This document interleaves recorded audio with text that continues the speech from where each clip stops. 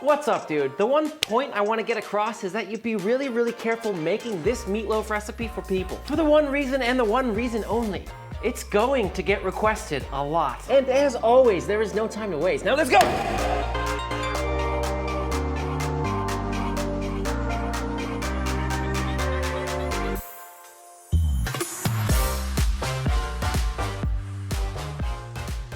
I'm actually really excited to share the first part of this recipe with you because it is literally one of the oldest recipes I know. I learned how to make this when I was 17 years old working at the Sebastopol Brewing Company in Sebastopol, California, where I grew up. And throughout the years, I've been tweaking and perfecting it to get it where it is now. And if you're into barbecue sauce even a little bit, you're absolutely gonna go crazy for this. Here's how you make it. We're gonna start with one whole yellow onion, and I'll simply just throw down a medium dice, like so. Set a pot over medium heat, and let's make it a sauce. Starting with some neutral cooking oil. This is just avocado. You could use another one. Drop in your onions, and we'll simply just cook these down for about 8 minutes or until they turn a little bit translucent. Then it's as simple as just adding the rest of your ingredients, starting with apple cider vinegar, malt vinegar, heavily underrated vinegar in my opinion, dark soy sauce, but just use what you got, ketchup, light brown sugar, although you could use dark, some of that nice old molasses, which gives it a unique taste and a beautiful black color as well. A little bit of honey. Why honey bear so popular? It doesn't make sense as a vessel. We put anything else inside of bears? Can't get it out.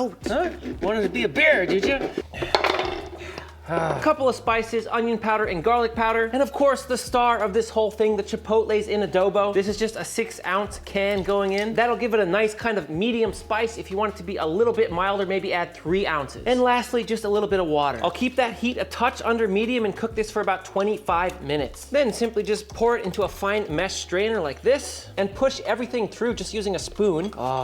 Sometimes when I make this, I'll actually blend the onions into the sauce, which is great. However, it will give it a little bit of a lighter look. When you remove the onions like I'm doing now, you get that darker, more barbecue sauce kind of look. And even more importantly is we're gonna use these onions inside the meatloaf. That's the beauty of making these two recipes together. They go hand in hand. Scrapey, scrapey. And with my onions here, I'm just gonna let them cool all the way back down to room temp so they're ready to go for the meatloaf. They're making me smile, man. They're all like sticky and jammy and smoky and sticky. And that's it. It's completely done. It's sweet, it's salty, it's spicy, it's tangy. Weird that I'm trying it with a fork, but dude, it's so good. Please make this.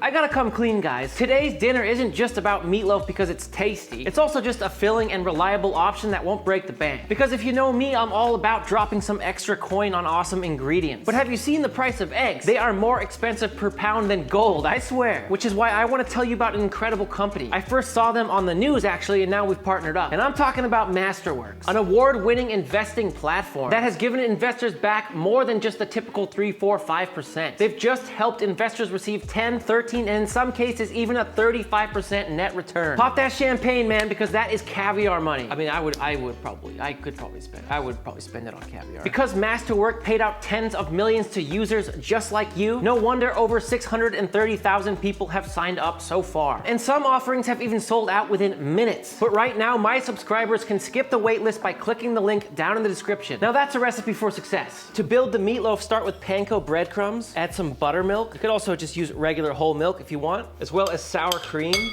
And we're first gonna let these breadcrumbs soak up all those dairy products, and they'll sort of suck it in and plump up. Amazing trick for dishes like meatloaf, meatballs. To build the meatloaf, I'm starting with a little bit of rosemary salt. If you know, you know. And if you don't know, it's just a homemade seasoning we make on this channel. That recipe will be in the description underneath this video. Sergeant Gilbert reporting for duty. My little sentient friend. I mean, how can you not love that face? So simple. People's faces are too complicated these days. That's fresh ground black pepper, Worcestershire sauce. That's how you say it, by the way, Worcestershire sauce. A little bit of fresh Italian parsley that I just chopped up nicely. Although seeing as how this is a Chipotle meatloaf, I would love if somebody tries it with cilantro and let us know how it goes in the comments. A little bit of Dijon mustard adds a slight kick and a good amount of salt. And look at this, our onions that have now cooled down. This is just gonna be so good. 2 eggs that I just cracked and beat up slightly. And of course, your soaked breadcrumbs right here. There's only one thing left to do.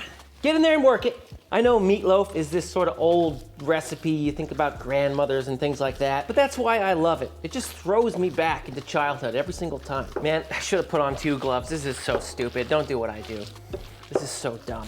I thought I could mix it with one hand. Careful not to overwork it as well. Just bring it together so everything's mixed. If you overwork it, it can tend to get a little bit dense. Something just like this is fine. Just about 45 seconds of mixing. Couple of loaf pans. These are 4.5 inch by 8.5 inch, but it doesn't really matter. Use what you got. I like to just spray them with a little tiny bit of oil. Love these little oil spray things, very convenient. And then I'll take a cut piece of parchment paper and just stick it in like this. And that oil will really help it to stick like so. Just start loading it up, a few scoops at the time, and then really just push out any air pockets that might be in there. And whenever I make meatloaf, what I really try to do, similar to like what you do with a burger, just pack down the middle section right along here. Because while it cooks, it's gonna wanna mound up. So if you dimple it first like this, it should end up a little more flat with just a slight curve, which is a little nicer look in my opinion. In my opinion, it's a little bit nice. We just do things a little different. Just do things a little differently here. Looking good. Into the oven they go at 375 degrees Fahrenheit for 30 minutes. But we're not done yet, because this is when we do the glazing. The sweet, sweet glazing. Oh, Chipotle barbecue sauce back in the mix. And I obviously designed this recipe so you have leftover barbecue sauce because you just want it in your fridge. It will literally last for months. I'm putting a good amount over the top and returning to the oven at 375 degrees Fahrenheit. A final 25 minutes with the glaze on top and our meatloaf is complete. There's only one thing left to do, and it's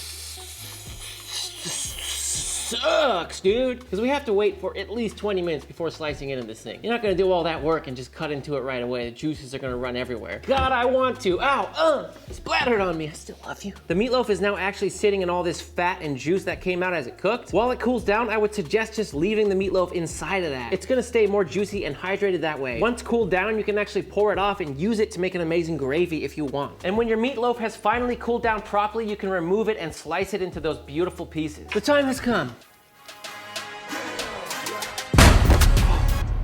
Dude, it's so tender, it's so flavor packed, and to have that sweet, sour, spicy, tangy barbecue sauce on top to cut through the richness, I'm gonna eat the whole thing.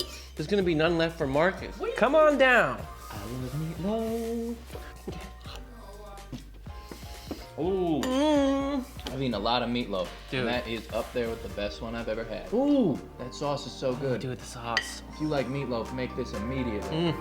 Until next time, you know I love you and I'm out.